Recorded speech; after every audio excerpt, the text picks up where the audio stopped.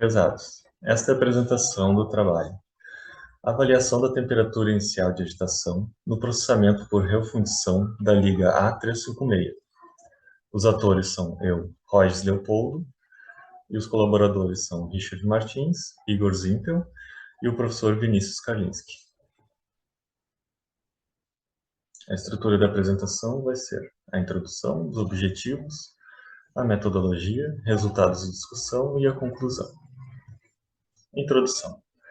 A tecnologia de processamento semissólido visa ao aprimoramento das propriedades mecânicas, como alongamento e tenacidade, alterando parâmetros como temperatura, agitação e tração sólida, que têm um impacto significativo nas propriedades do material resultante. Aqui na figura 1 nós podemos ver o material em estado semissólido, e na figura 2 nós temos aqui o comportamento da viscosidade do material. Essa etapa confere à peça final alterações microestruturais em relação a uma liga equivalente bruta de fusão, com microestrutura dendrítica. Aqui na figura 3 nós podemos ver a microestrutura dendrítica e na figura 3b, à direita, o resultado final da microestrutura depois de ser processado.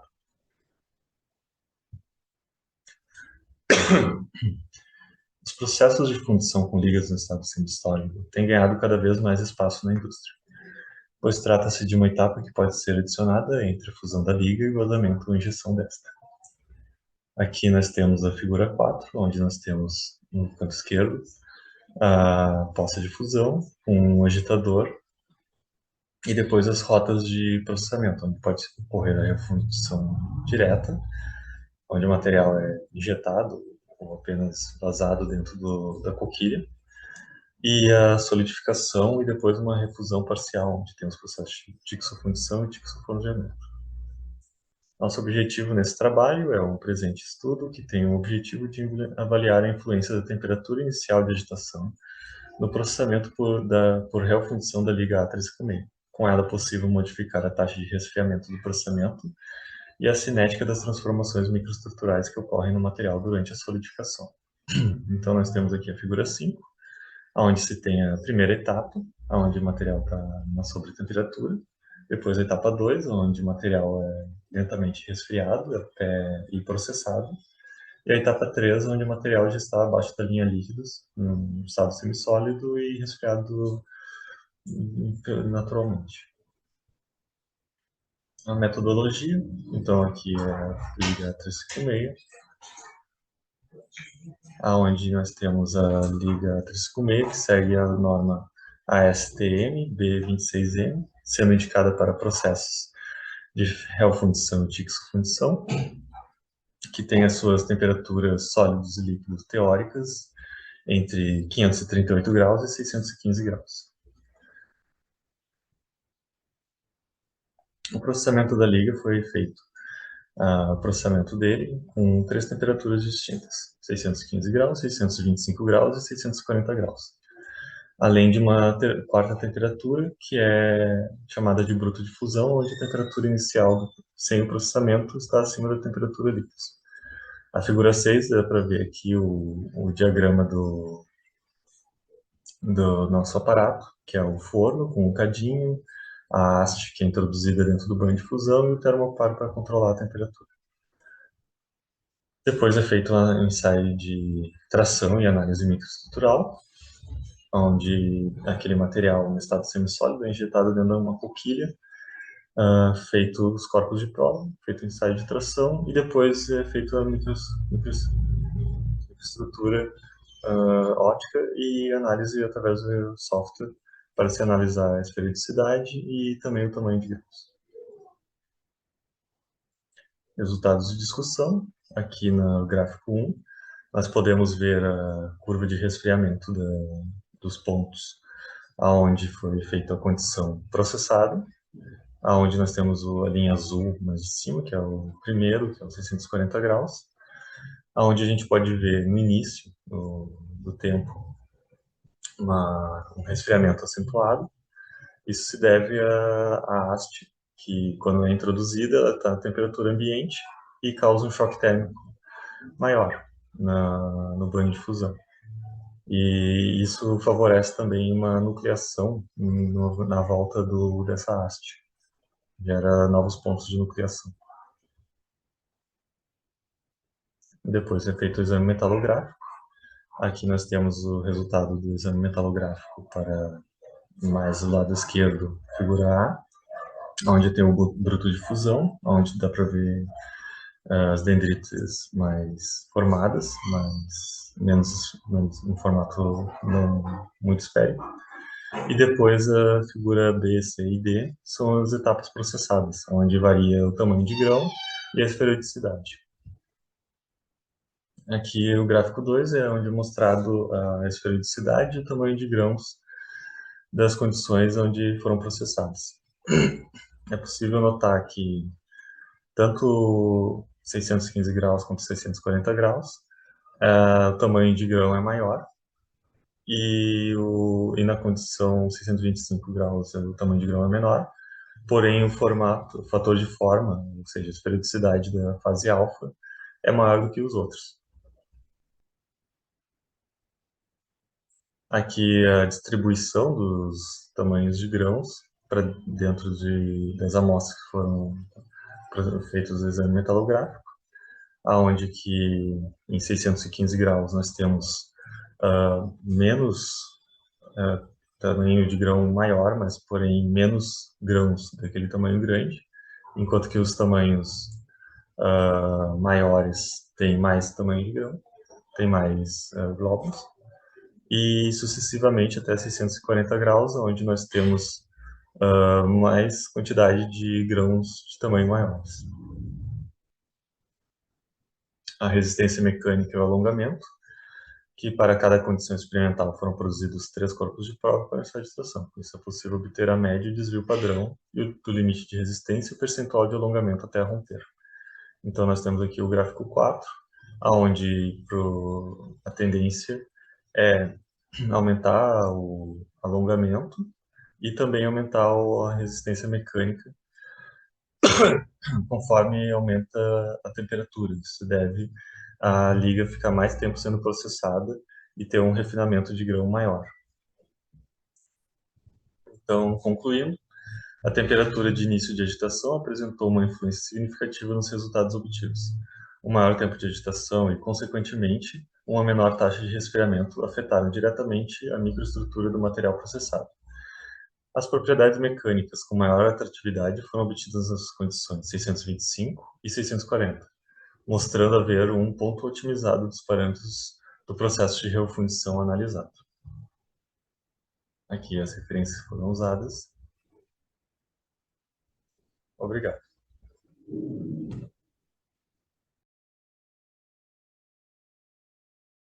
Olá, me chamo Marina, sou engenheira de segurança, engenheira de produção e mestre formada aqui na UESC.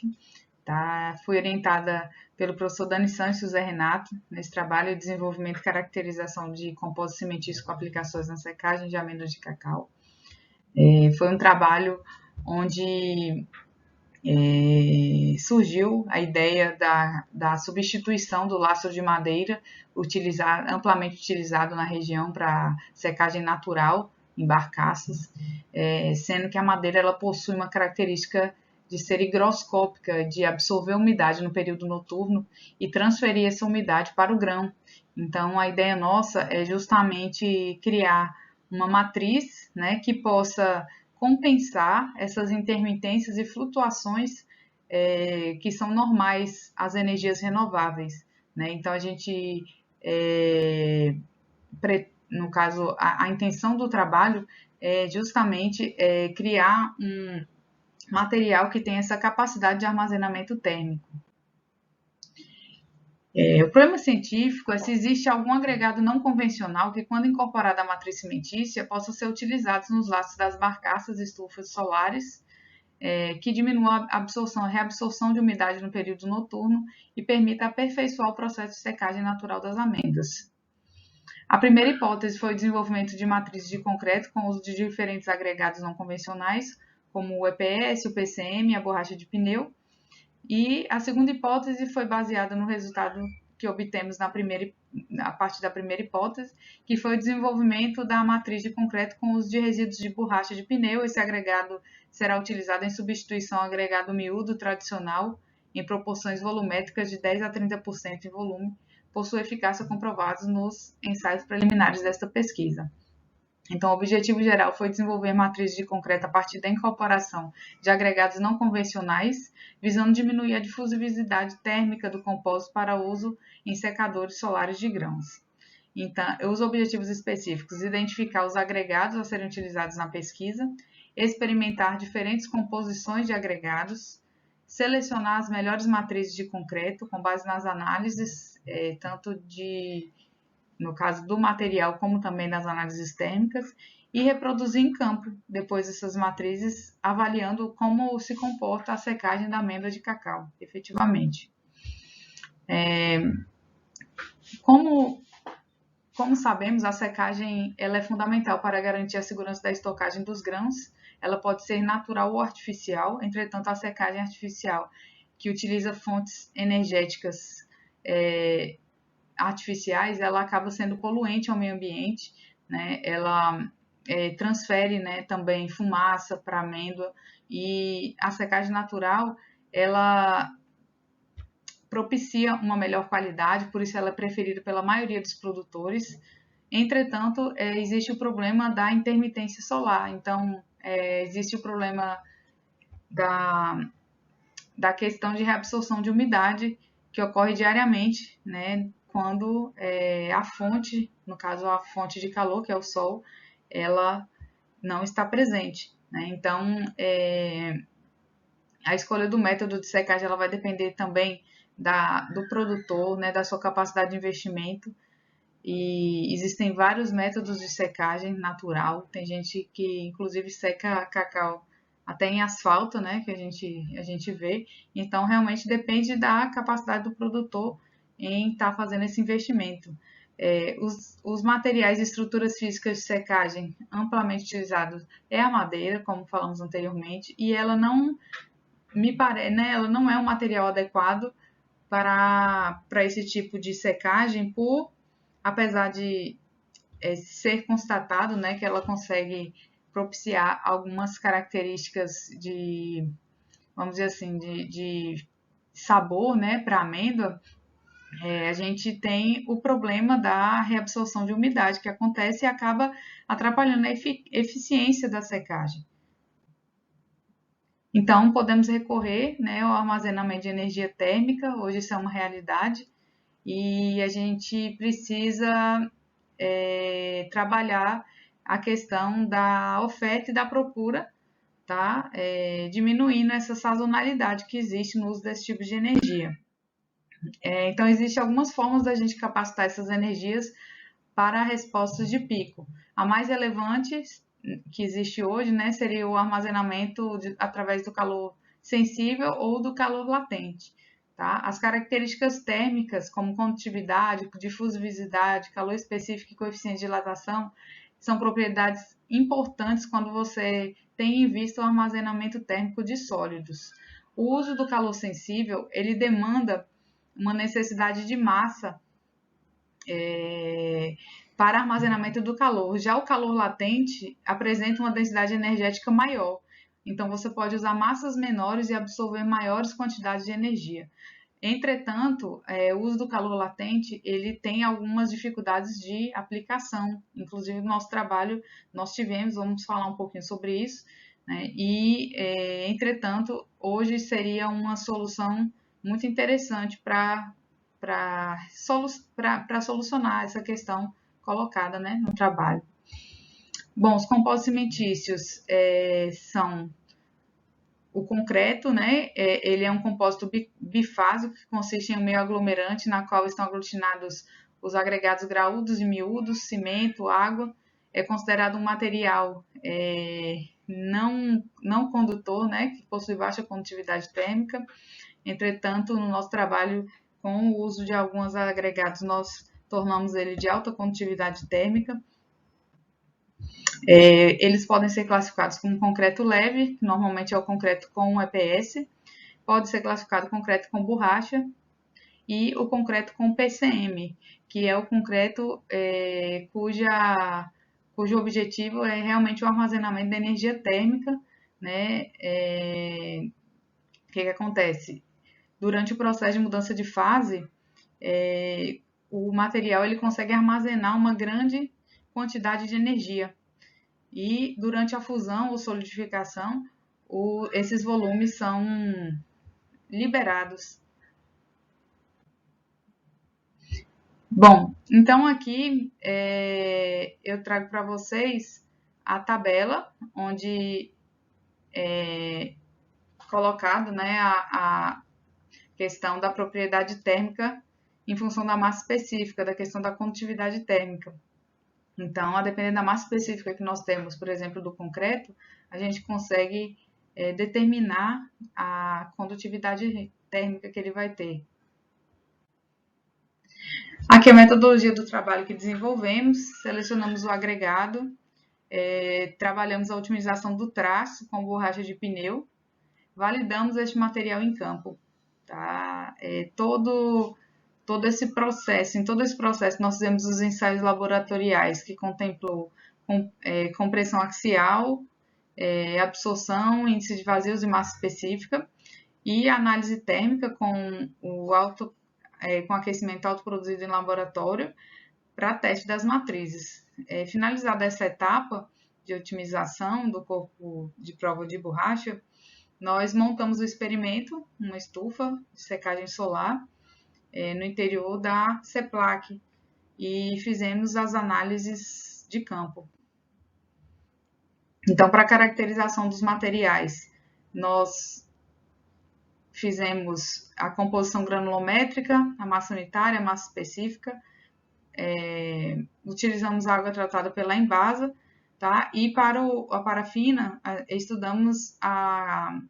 fizemos o DSC, a calorimetria diferencial de varredura, para conhecer a entalpia desse material e ver se ele realmente tem potencial para ser utilizado como material de mudança de fase. Né? Aqui apresentamos os traços do concreto utilizados. Aqui os corpos de prova, fizemos tanto os cilíndricos para fazer as análises das análises normativas, né? E também os cálculos de massa específica, e os prismáticos para fazer análise térmica. Tá? Aqui um pouco do que desenvolvemos, né? Seguindo toda a normativa também. Então, aí um pouco mais dos ensaios laboratoriais. Tá? Aqui chegamos ao traço piloto do percentual com borracha. E aqui a validação do material para secagem em amêndoas de cacau, certo? Fizemos a estufa solar em uma área descoberta de voluminosidade, com estrutura de madeira. Colocamos o material para secar durante 3 dias e meio, que foi o tempo suficiente para chegar à umidade que desejava. Tá? Aqui estão os resultados da caracterização dos materiais. Massa específica, né? Como a gente pode ver, os valores obtidos eles condizem com os valores habituais encontrados para esses materiais de construção. Aqui a calorimetria diferencial de varredura, a faixa de temperatura ficou aí entre 56 e 64, né? E normalmente o que se deseja em uma secagem natural é que essa mudança de fase acontecesse aí por volta de 40 graus, né? 30 e poucos graus, 40 graus. Então, essa faixa de fusão não é tão desejável para nós, a gente observou isso. Entretanto, devido no caso, a sua entalpia alta, nós resolvemos testar esse material assim mesmo, né? O resultado dos ensaios para diferentes traços do concreto. Aqui, como a gente pode observar, o abatimento ficou um pouco abaixo do esperado, então nós adicionamos o plastificante nos ensaios seguintes. Tá?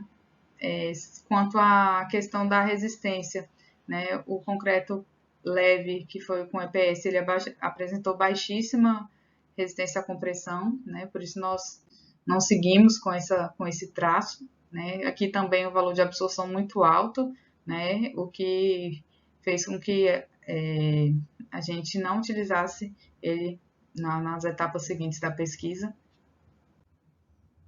Os demais estão atendendo, né, todos os requisitos normativos e, então, como podem perceber, o concreto com borracha de referência, eles estão classificados como de alta condutividade térmica, de acordo com o que foi colocado pelo autor. Então, realizamos aqui os ensaios térmicos, onde fizemos os tratamentos com PCM e sem PCM, tá? Trazemos aqui as curvas de aquecimento e resfriamento para os concretos dos diferentes agregados. Aqui, como podemos perceber, o tempo de resfriamento das matrizes de concreto com e sem PCM, nós chegamos ao resultado de 510 minutos para o concreto com borracha, né? Nesse caso, o concreto com borracha de pneu, sem material de mudança de fase, foi a matriz selecionada para compor as etapas seguintes da pesquisa, por apresentar o tempo de resfriamento maior que os demais concretos, com o valor de 510 minutos. Adicionalmente, esse material atende às referências normativas.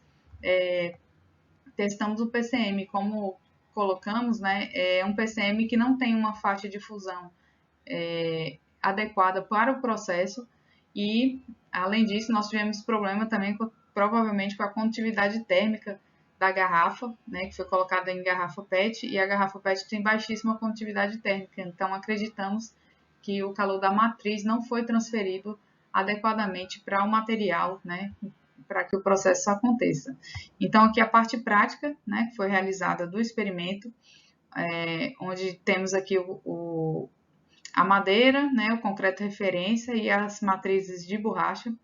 Foi colocado 7,5 kg de amêndoa fermentada e foi acompanhado o processo de secagem, né? Fizemos os mesmos ensaios que fizemos em laboratório, fizemos também para essas matrizes que foram concretadas lá na CEPLAC.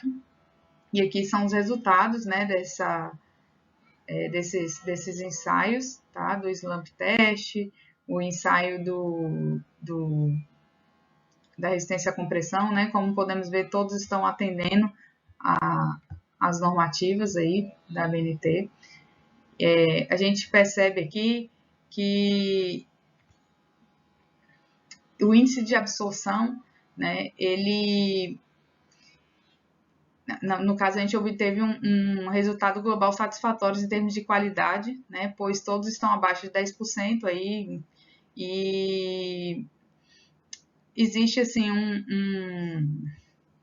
um padrão, né, que pode ser observado entre essas matrizes. No caso, à medida que a gente incorpora aí a borracha de pneu, existe uma diminuição, né, no índice de absorção, certo? Então, aqui trazemos algum comportamento, mostramos o comportamento dos ensaios térmicos de campo, onde a gente pode observar, essa primeira linha é o ambiente, né? Colocamos o sensor no ambiente. A segunda linha aqui pontilhada é o CB10, que é o concreto com 10% de concreto. A linha tracejada é o CB30, né? E como nós podemos observar, e essa preta é o referência. Como podemos observar, o comportamento ele é diretamente dependente aí da flutuação, né, como falamos, e se a gente observar bem, o concreto CB10 ele se aquece mais que os demais, né, tendo todos os picos, tá? E, né, podemos observar o mesmo comportamento em várias secagens que foram realizadas. Aqui a gente traz os valores médios obtidos com a secagem, com o processo de secagem, tá? E a gente observa que em todas as situações, né, no caso a temperatura média obtida pelo concreto com borracha é superior à obtida no concreto com concreto referência, né? O concreto que não tem borracha. Então, feito isso, nós fizemos a retirada das amostras, levamos esse material para o laboratório para medir a umidade, né? Passa pelo moinho e depois é colocado no equipamento para fazer a medição de umidade.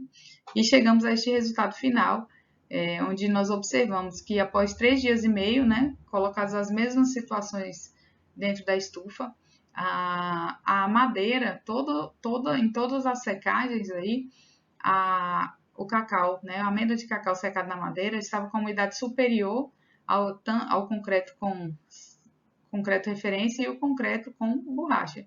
E como podemos observar, né, o concreto com borracha tende a ter, né, aí as umidades inferiores, né, o que mostra que foi a matriz mais eficiente aí para fazer a secagem de cacau. Adicionalmente, a taxa de secagem esperada aí pela indústria é entre 6% e 7%. Então, no nosso caso, a gente poderia ter feito esse processo de secagem em menos dias, né, com o uso dessas matrizes aqui, né? Você vê que a madeira ficou aqui, ó, entre 5 e 7, certo? Já o concreto com borracha, né, a gente poderia ter diminuído esse tempo de secagem, o que mostra que esses materiais eles têm potencial para serem utilizados no processo de secagem. E aqui é uma regressão entre a temperatura média e as umidades finais. A gente achou um valor, né, forte entre essa regressão, tá? E aqui nossas conclusões. O concreto com parafina, ele não obteve resultados satisfatórios, como colocamos, acredito que pelo ponto de fusão desta parafina e também em função da condutividade térmica da garrafa. O concreto com EPS não atendeu as normativas, então a gente desconsiderou do trabalho. O concreto com borracha de pneu, ele obteve valores de absorção em si de vazios e respostas térmicas satisfatórias, por isso nós selecionamos ele para a segunda etapa da pesquisa. Quando comparamos aí o concreto com referência em relação ao de borracha, a gente observa nos testes de campo, né, que os concretos com borracha eles atenderam, né, ao objetivo da pesquisa, sendo que as umidades finais das amêndoas secas nesses lastros, eles tiveram uma umidade menor, né? Então, a gente indica o concreto com borracha CB10 para uso nos lastros de secagem, em razão das propriedades térmicas de porosidade, resistência à compressão superior ao CB30. Tá? E deixamos também alguns trabalhos futuros, né, para análise, se alguém tiver interesse, certo? E é isso, agradeço, muito obrigada pela oportunidade.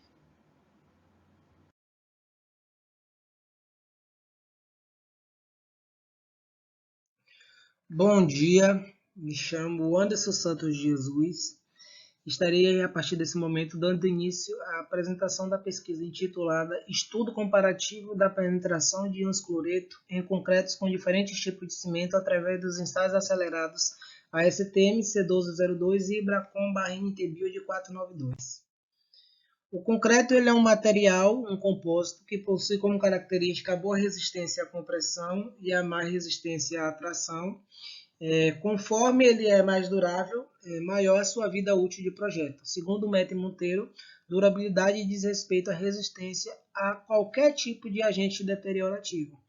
Um dos principais agentes agressivos, ou seja, de deterioração desse concreto armado, são os íons cloretos, na qual a atuação destes são mais intensas em regiões marinhas, na qual aí, litoral, tem presença de respingos de maré, contato direto com a água do mar. Né? E segundo Chandramouli, a melhor forma de combater o ataque desses agentes é por meio da produção de concretos menos porosos, já que se há uma tendência se tem uma permeabilidade menos acentuada.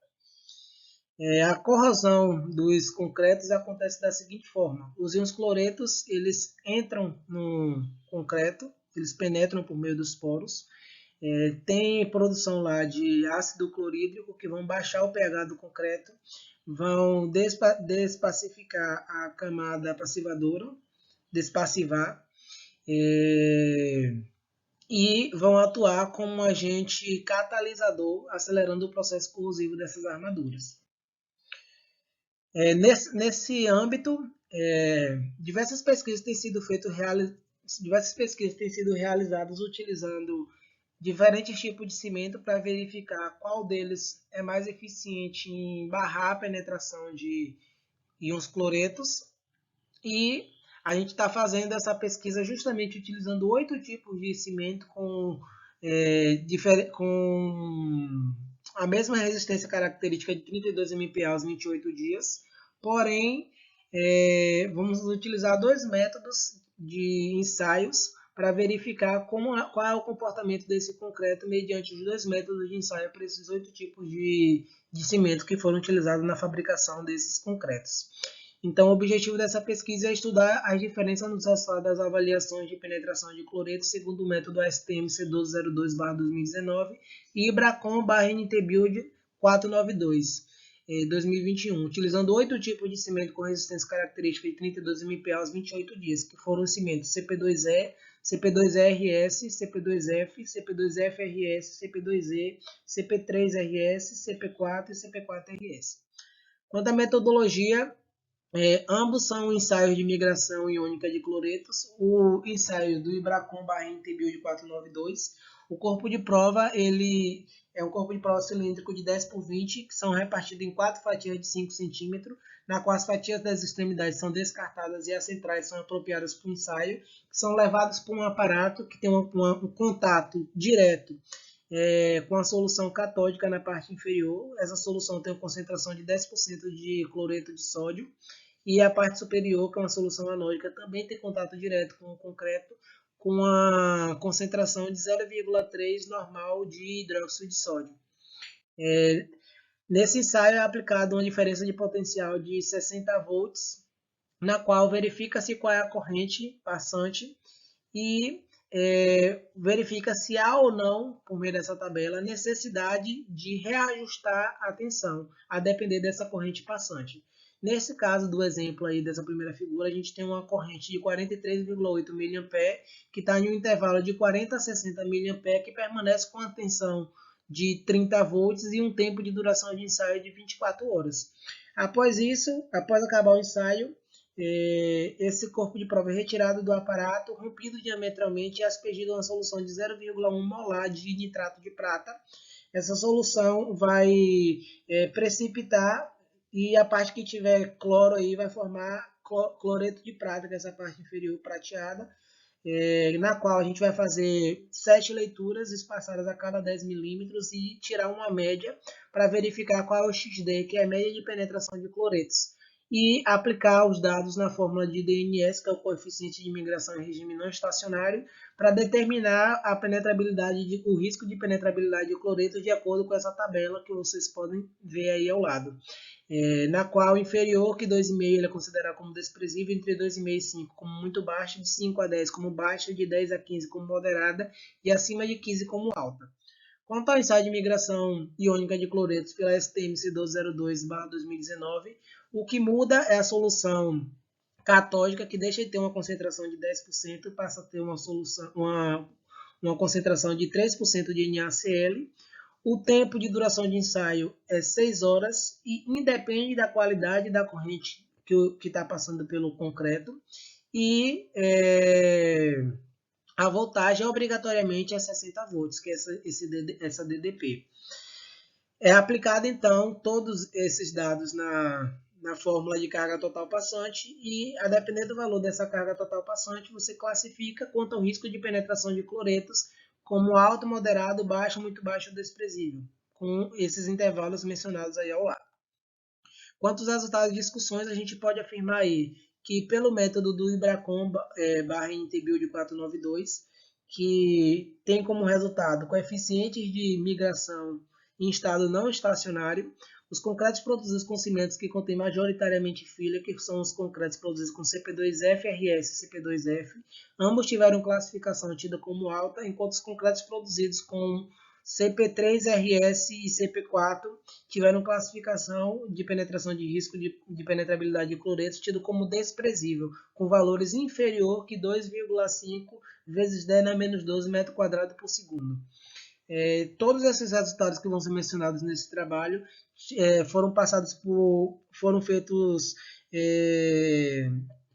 testes de Scott-Knott a 5% de significância, ou seja, tem um grau de confiança aí de 95%. Repare que o concreto CP432RS ele foi classificado com penetrabilidade de íons cloretos tido como muito baixa juntamente com CP2E32.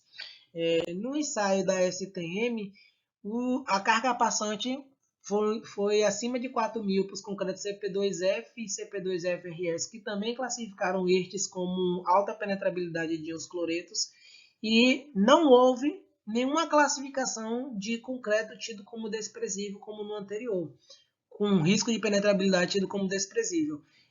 Os concretos que anteriormente tiveram classificação desprezíveis, agora eles passam a ter classificação como muito baixa, ou seja, a gente percebe aí que o método da ASTM ela é mais rígida na classificação do que o método da NT-Build.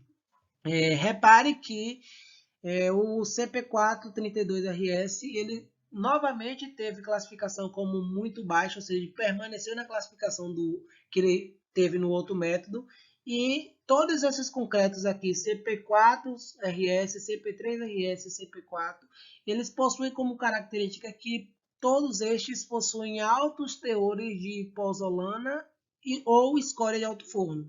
No caso, pozolana por CP4 e escória de alto forno por CP3. Enquanto os que tiveram a classificação com alta penetrabilidade de íons cloretos foi o CP2F e o CP2FRS. Eles têm como característica que possuem filler majoritariamente como adição. Quanto à conclusão que a gente obteve aí com essa pesquisa é que o método STM C1202 ele é mais rígido na classificação de penetrabilidade de cloretos do que o método do Ibracon. Isso talvez pode estar associado ao fato deles desconsiderarem a qualidade do concreto, já que eles não fazem reajuste de tensão de acordo com a corrente passante. Além disso, a gente percebe aí que a STM ele gera uma temperatura muito alta, porque a tensão dela obrigatoriamente é 60 volts, e essa temperatura acaba por possibilitar até mesmo a fervura da solução anódica, o que pode inclusive camuflar o real desempenho do concreto, né, quanto a essa resistência de penetrabilidade de cloretos. Inclusive a crítica por parte de muitos pesquisadores de que esse método ele na verdade mede a resistividade elétrica e não a penetração de cloreto, né? E ele não faz o ensaio colorimétrico que é feito na NT-Build.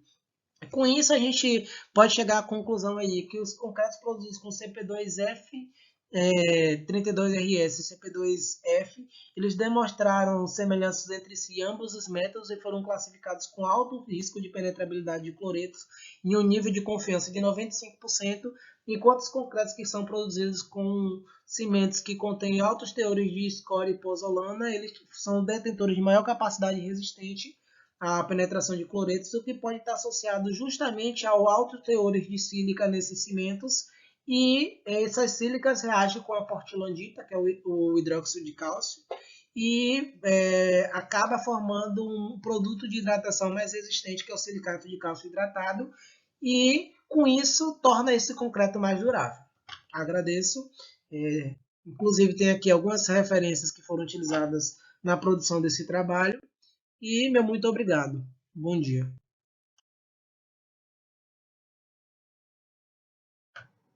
Olá, sou Lucas Bomberg e hoje estarei apresentando um trabalho intitulado como Filmes imobilizados de dióxido de titânio com ritosana para degradação fotocatalítica de compostos farmacêuticos ativos. Avaliações preliminares. O trabalho, então, vai ser apresentado da seguinte maneira: introdução, objetivos, metodologia, resultados e discussão e conclusão. Então, como introdução, temos que o consumo de psicoterápicos tem aumentado, seja pelo estilo de vida levado pela população de um modo geral, ou também pelo aumento da conscientização da saúde mental. A carbamazepina e a sertralina são dois grandes representantes desses grupos, seja pelo número de trabalhos identificando-as no meio ambiente, ou pela quantidade que é vendida globalmente. e são considerados também contaminantes de preocupação emergentes, dado que possuem características de pseudopersistência e de desregulação endócrina. As estações de tratamento de efluentes e de água convencionais, elas não apresentam as tecnologias necessárias para a remoção desses contaminantes, dentre outros contaminantes recalcitrantes. Dessa maneira, é necessário os processos mais avançados. Uma das alternativas para ser utilizada é a fotocatálise heterogênea. Essa, então, se baseia na ativação fotoinduzida de semicondutores, como o caso do dióxido de titânio, para a formação de fortes agentes oxidantes, como neste caso o radical hidroxilo. No entanto, a fotocatálise heterogênea apresenta alguns desafios para o seu escalonamento industrial, ou seja, para a sua aplicação na vida real. E um desses problemas é a imobilização dela ou colocá-la, o dióxido de titânio, colocá-lo em um substrato. Então, dessa maneira, a quitosana é um biopolímero derivado de crustáceos, pode ser utilizado como alternativa para imobilizar o dióxido de titânio e então suportá-lo em algum substrato.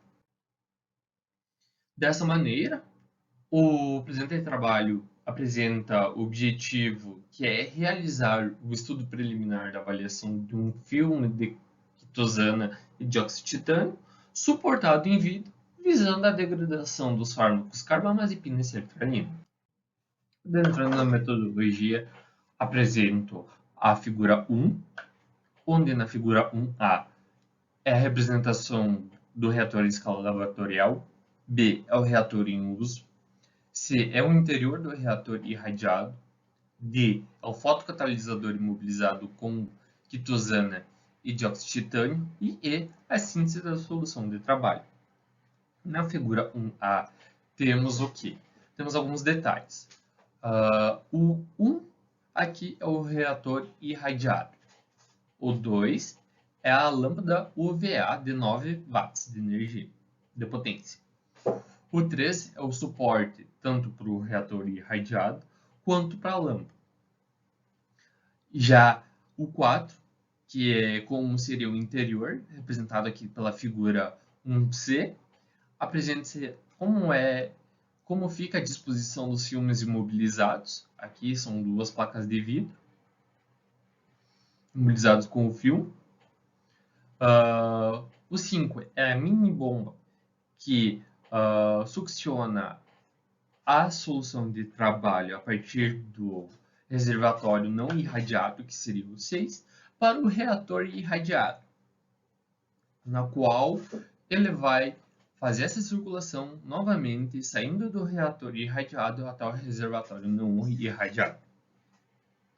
Aqui a gente tem a representação do reator não irradiado, a mini bomba que succiona a solução de trabalho até o reator irradiado, para fazer a solução de trabalho de 5 mg por litro. A gente primeiramente prepara uma solução de 10 mg por litro de sertralina e uma de 10 de carbamazepina. Avoluma num balão de 500 ml. Posteriormente, a gente une as duas e apresenta uma solução com um volume total de 1 litro e com concentração de 5 mg por litro de carbamazepina e sertralina.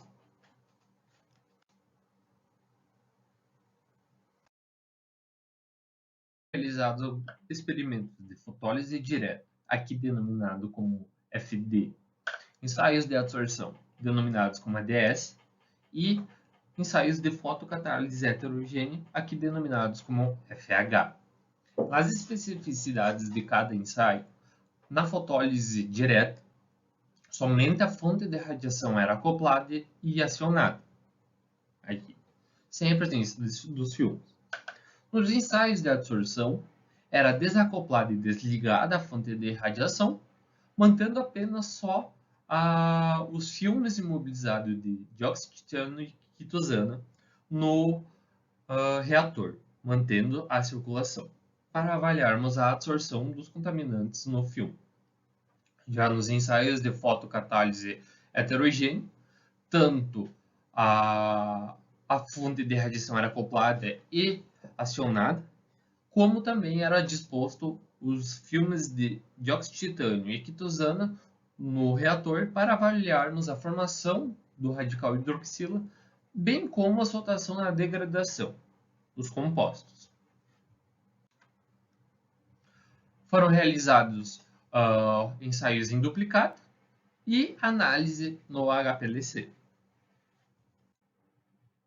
Adentrando nos resultados de discussão, trago a figura 2, onde apresenta as taxas de degradação da carbamazepina e sertralina, onde na figura 2A é em relação à fotólise direta, na B é em relação à absorção e na C é a fotocatálise heterogênea. No eixo Y, nós temos a consideração do determinado tempo pela concentração inicial das duas substâncias. No eixo X, nós temos o tempo, que é em minutos, e teve uma duração de 240 minutos os nossos ensaios. Vale destacar que apresenta as barras de erros, devido que o trabalho foi realizado em duplicado dos ensaios, e que o pontilhado em vermelho é em relação à carbamazepina e o pontilhado preto é em relação à sertralina. Na fotólise direta, nós temos uma degradação de 14% da carbamazepina e 41% da sertralina, o que indica que a sertralina tem um coeficiente de absorção de radiação maior do que a carbamazepina. Já nos ensaios de absorção, temos que houve uma remoção de 20% para a carbamazepina e 23% para a sertralina. É resultado promissor, uma vez que em sistemas de fotocatálise heterogênea, as etapas iniciais de oxidação dos contaminantes pelo radical hidroxila se dá na superfície do fotocatalisador.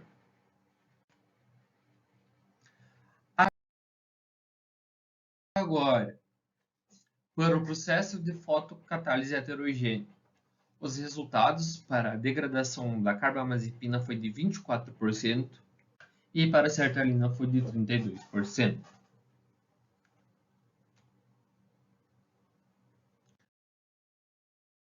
Os resultados apresentados são discrepantes e podem indicar problemas no fotocatalisador imobilizado. São levantadas algumas hipóteses, como por exemplo, esse fotocatalisador ele não pode ser seletivo para a formação dos radicais hidroxila. A energia que vem da fonte de radiação pode ser fraca ou não suficiente para a ativação do fotocatalisador. Ou ainda, a recombinação interna das espécies oxidantes geradas durante a fotocatálise heterogênea pode ter ocorrido de maneira muito rápida. Mas, de uma maneira geral, como conclusão, é visto que são necessárias algumas alterações no sistema proposto de mobilização e na rota de síntese do fotocatalisador, bem como a alteração na fonte de radiação e no reator. Aqui estão algumas referências utilizadas no trabalho. Os autores agradecem as instituições presentes nesse slide. E muito obrigado.